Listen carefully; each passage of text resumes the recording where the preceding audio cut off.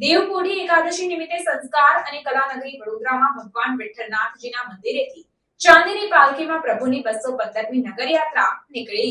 સંસ્કાર અને કલાનગરી વડોદરામાં માંડવીમાં આવેલા ભગવાન વિઠ્ઠલનાથજીના મંદિરેથી દેવપોઢી એકાદશીના દિવસે ચાંદીની પાલખીમાં પ્રભુની 215મી નગરયાત્રા શરૂ કરવામાં આવી। આ વરઘોડા પૂર્વે રાજમાતા શુભાંગીની રાજે ગાયકવાડ પરિવાર દ્વારા પૂજા અર્ચન અને આરતી બાદ પ્રસ્થાન કરાવવામાં આવ્યું હતું। આન બાન શાનથી નીકળેલી પ્રભુની ભક્તોને દર્શન આપી આગળ વધી રહી છે રથયાત્રા। ઉલ્લેખનીય છે કે સંસ્કાર નગરી વડોદરા ઉત્સવ નગરી તરીકે પણ ખ્યાતનામ છે। શહેરના અનેક નાના મોટા ખ્યાતનામ દેવસ્થાનો આવેલા છે। શહેરની મધ્યમાં માંડવી દરવાજા નજીક ભગવાન વિઠ્ઠલનાથજીનું મંદિર આવેલું છે। આ મંદિરેથી વર્ષમાં 2 વાર ભગવાન નગરચર્યાએ નીકળે છે, જેમાં દેવપોઢી એકાદશી નિમિત્તે વિઠ્ઠલ વિઠ્ઠલ વિઠ્ઠલ આ હરિઓમ વિઠ્ઠલાના નાદ સાથે અનેક ભજન મંડળીઓ સાથે ભક્તજનો મોટી સંખ્યામાં જોડાયા હતા।